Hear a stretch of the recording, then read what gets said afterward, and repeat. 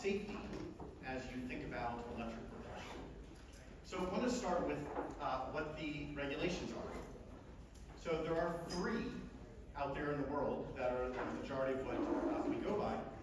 There is the Coast Guard, which is a 4-page document that was written in 2019. There's the American Bureau of Shipping. It's a 51-page guide, and I have it right here. What's interesting is the parts that you see in red are all that changed in 2024, which is a lot. And DNV, which is a 619-page document that got a heavy update in 2023. So this is the regulatory framework that we're working on in commercial shipping. And we come at this thinking, so we've done, our installation team has designed and installed over 100 systems around the world on 5 different continents: commercial, recreational, power, sail. We come at this with a deep understanding of electric propulsion systems and how they work and some problems that we've seen in the world. And we bring this knowledge, and the regulators come at it from a policy perspective, and we try to use our knowledge of marine electric propulsion to share some insight into safety and the regulations. So we think the place to start is looking at the incidents that have occurred. Okay. One of our clients is in the room, and Captain Maggie McDonough right there. Woo! And she asked us, the first question she asked us is, how is your system different than the event that just occurred? And I never try to pronounce that second name, but I just understand there's the Norwegian consulate is in the audience, so I'm definitely not going to try and pronounce that second name. The Norwegian ship, again, sorry.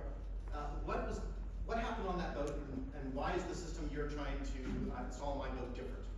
Really, really, really good question. Okay, so let's look at what happened on these 3 boats. In 2012, the Campbell Foss, the event occurred due to overcharging. And all the standards have accounted for that and have soft and hard limits for charging. So these would prevent that.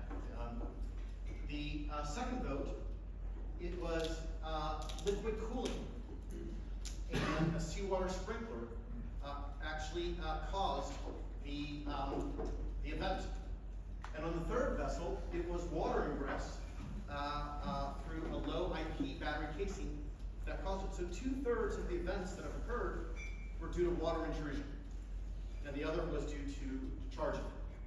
And I think it's really important to understand, as we're thinking about safety, what is it that has occurred, and how do we make sure we're addressing these problems in addition to what the regulations say. Right? So I think our perspective is that we have to go from event response, which is how we've traditionally done safety in the marine sector, drills, to failure prevention. But that's hard, because how do you look at a battery and say this battery does a better job of prevention than that battery, or that BMS versus this BMS, right? It's hard to know, but this is where we need to go as an industry if we want to prevent problems, because we cannot react to problems involving electric propulsion and lithium batteries. So we have a couple ideas, and these aren't complicated. This isn't rocket science, right? The first one is ingress protection. Keep the water out. See, I told you it wasn't going to be a very smart idea. It's just a very effective idea. So if you guys aren't familiar, the IP rating, the first number is for dust, preventing dust intrusion, and the second number is water intrusion. Okay? So the second number is really what matters, because we're trying to keep water out of the batteries. So ABS DNV required IP44, which would be, it prevents splashing, right? We believe that it should be at least the 7, where even if it's temporarily immersed in water, the battery module is prevented from water intrusion, and that keeps the battery from being becoming fuel. So really important, first thing, let's keep the water out of the batteries, right? Let's think about ingress protection. Second thing, air changes. So DNV and ABS both updated their regulations to not require 6 air changes an hour.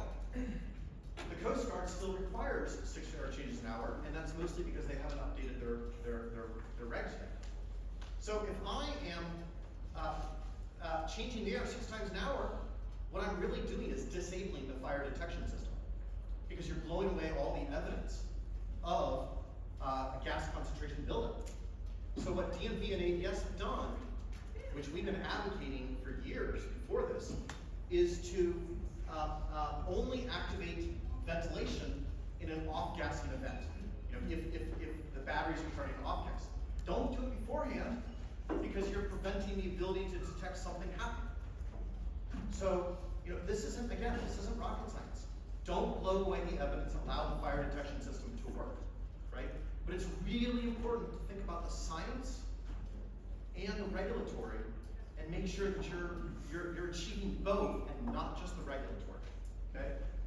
So this is why we make this point.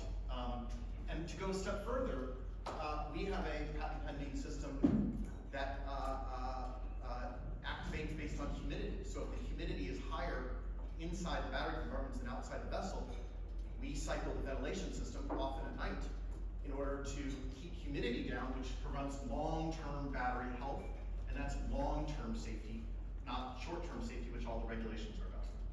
Okay, and here's the one where this probably causes the most controversy, right? All regulatory guides require the use of water. We have some concerns about that. Not water, but how it's being done.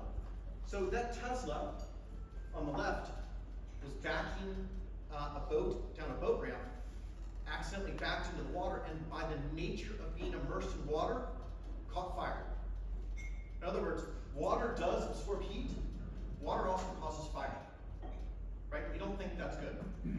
So, and on some of the vessels, like that's a picture from inside the MF Brim after water was used. So water is used in the marine sector because it absorbs heat, but we think that there are some other things that should be done, and certainly there's ways in which water should be applied. And so, just because the regulations say use water doesn't mean there are not better or worse ways to use the water, and we have to learn from what's happened to make sure that we're using smart strategies. Okay, and this is the way we look at it. It's very simple. There are 3 things required for fire, and all 3 are required. If you're missing just one of those 3 things, fire does not occur. It's oxygen, heat, and fuel. So our strategy is keep the batteries from becoming fuel with that IP rating. I'll show you our second strategy in just a second. And the third strategy, our fire suppression system prevents oxygen buildup. Okay? So here's how we handle water. Right? So what I'm going to point out is that tiny little hole right there. Okay? That tiny little hole has a tube hooked up to it that is distilled water under pressure, so that if it reaches 68 degrees Celsius, if the batteries reach 68 degrees Celsius, a contactor fails open, distilled water, which is not conductive, goes into that battery module, floods that battery module, and only that battery module.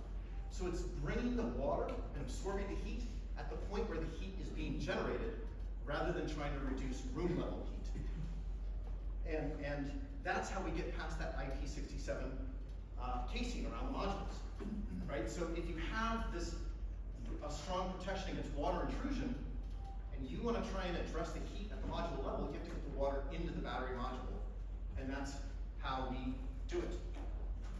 So there are ways to think about water that are smarter and more effective than maybe a room level water.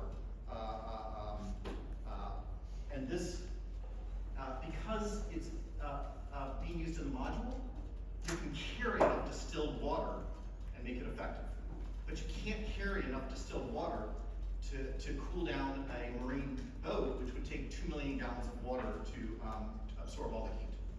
So this is just a little intro into making a marine electrification safe.